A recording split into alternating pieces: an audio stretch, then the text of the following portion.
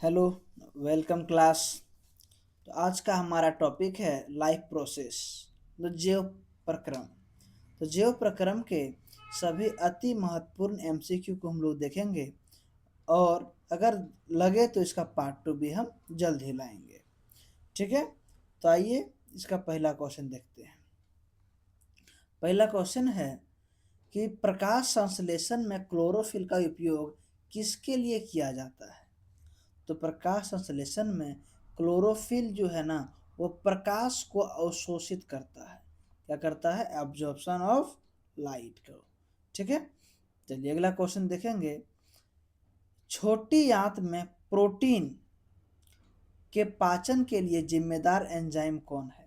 तो छोटी आंत में जो प्रोटीन के लिए पाचक एंजाइम है, वो जो प्रोटीन के लिए पाचक एंजाइम है वो पेप्सिन है। कौन है? पेप्सिन है। नेक्स्ट क्वेश्चन है कि निम्नलिखित में से कौन से ऊर्जायुक्त खाद्य पदार्थ है। तो ऊर्जायुक्त खाद्य पदार्थ जो है वो कार्बोहाइड्रेट और वसा है। कौन है? कार्बोहाइड्रेट और फैट्स है। ठीक है, नेक्स्ट क्वेश्चन देखेंगे। निम्नलिखित में से कौन सी जीवन प्रक्रिया नहीं है। मतलब इसमें से कौन है जो लाइफ प्रोसेस में नहीं आता है। तो लाइफ प्रोसेस में पोषण होता है, श्वसन भी होता है, उत्सर्जन भी होता है। संचार जो है वो लाइफ प्रोसेस का एक प्रक्रिया नहीं है। नेक्स्ट क्वेश्चन है कि वह प्रक्रिया जिसके द्वारा हरे पौधे अपना भोजन स्वयं बनाते हैं कहलाती है। तो हरे पौधे अपना भोजन स्वयं बनाता है, उसे प्रकाश संश्लेषण कहते हैं, फोटोसिंथेसिस।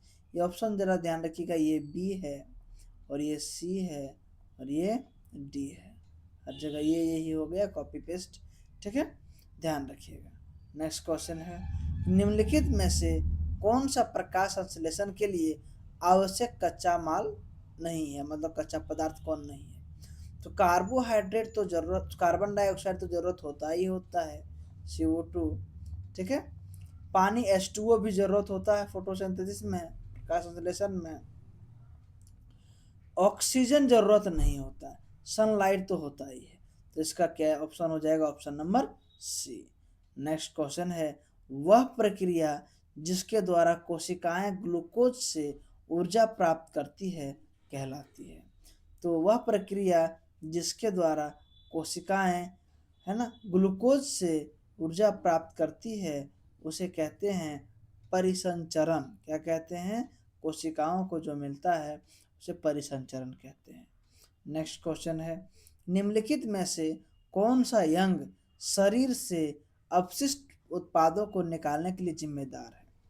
ठीक है, तो इनमें से जो शरीर से अपशिष्ट पदार्थ को निकालने के लिए जो जिम्मेदार होता है, देखिए सबसे पहले देखेंगे एक एक करके कि पहला है लिवर। ऑप्शन जरा मिस गलती से हो गया है, उसको ध्यान रखिएगा।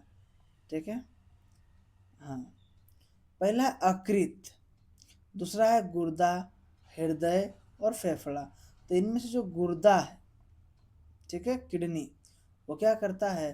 अपशिष्ट को शरीर से निकालने का काम करता है। नेक्स्ट क्वेश्चन है, निम्नलिखित में से कौन सा पाचन तंत्र का कार्य नहीं है। तो पाचन तंत्र का कार्य जो है वह कोशिकाओं तक ऑक्सीजन का पहुंचाने का कार्य नहीं है।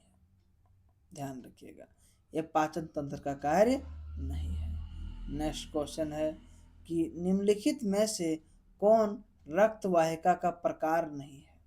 तो धमनी है, यह प्योर ब्लड को ट्रांसपोर्ट करता है। सिराएं भी है, केशिका मतलब कैपिलरियाज भी है, लेकिन कंडरा नहीं है। कंडरा ये ज्वाइंट है जो, ठीक है, अलग अलग पढ़ेंगे। लेगामेंट और टेंडन होता है एक। लेगामेंट जो बोन टू बोन कनेक्ट होता है, और टेंडन जो मसल्स टू बोन कनेक्ट होता है। ठीक है, नेक्स्ट क्वेश्चन देखेंगे कि निम्नलिखित में से कौन सी मानव शरीर की सबसे बड़ी धमनी है। तो सबसे बड़ी धमनी जो है उसे महाधमनी कहते हैं। नेक्स्ट क्वेश्चन है, निम्नलिखित में से जीवन की सबसे छोटी इकाई कौन सी है। तो जीवन की सबसे छोटी इकाई कोशिका है। ध्यान रखिएगा।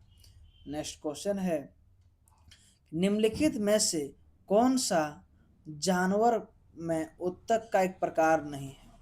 तो जानवर में मांसपेशियां होती है, तंत्रिकाएं होती है, उपकल भी होता है, पर क्लोरोफिल जानवरों में नहीं, ये तो प्लांट में पाया जाता है। ठीक है, इसका ऑप्शन नंबर डी सही होगा।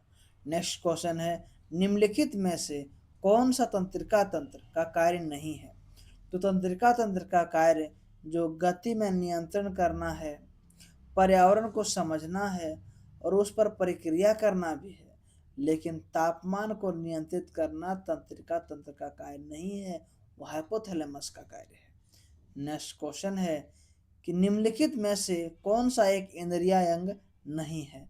ठीक है, कौन सी एक ज्ञान इंद्रिया के बारे में पूछ रहा है। तो आंखें हैं, नाक भी है और कान भी है। अकृत जो है वो ज्ञान इंद्रियां नहीं है। इसका पार्ट 2 हम बहुत जल्द लाएंगे। अगर आप लोग को सीरीज पसंद आ रहा है तो लाइक, सब्सक्राइब और शेयर जरूर करें, ताकि हम कंटेंट को और बेहतरीन बना के आप लोग के सामने प्रस्तुत कर सकें।